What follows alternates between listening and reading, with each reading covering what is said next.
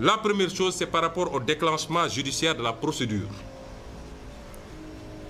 Le procureur de la République reçoit un PV de gendarmerie consécutif à une plainte pour viol. Le PV, la gendarmerie a été interrompue dans son enquête dès lors que l'enquête s'orientait vers le complot. Puisque si on avait laissé le commandant continuer, il aurait exigé la communication du nom du fameux médecin qui est intervenu la nuit. Il aurait exigé le nom de l'avocat qui est intervenu cette même nuit.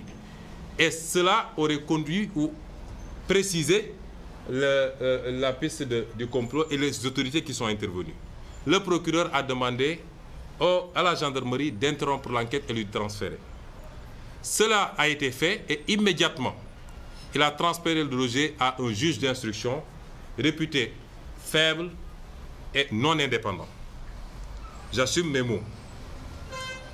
Donc, si le procureur saisit ce juge d'instruction, il a eu un PV d'enquête, mais il n'en a pas tiré les conséquences parce que dans son réquisitoire pour demander l'ouverture d'une information, ce procureur-là n'a pas osé citer Ousmane Sonko.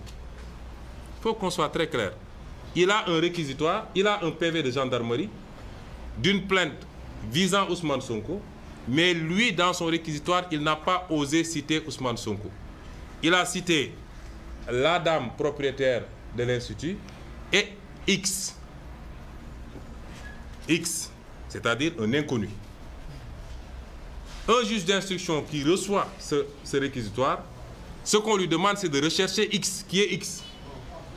Et donc, il doit ouvrir une instruction dont le premier acte, ça doit être d'appeler la partie civile, de l'entendre, de lui demander de confirmer sa plainte, éventuellement d'appeler les témoins et même de pouvoir convoquer Ousmane Sonko à titre de témoin.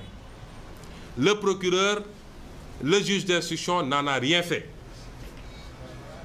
On lui demande de rechercher X, sans poser aucun acte, le juge d'instruction décide que X c'est Ousmane Sonko.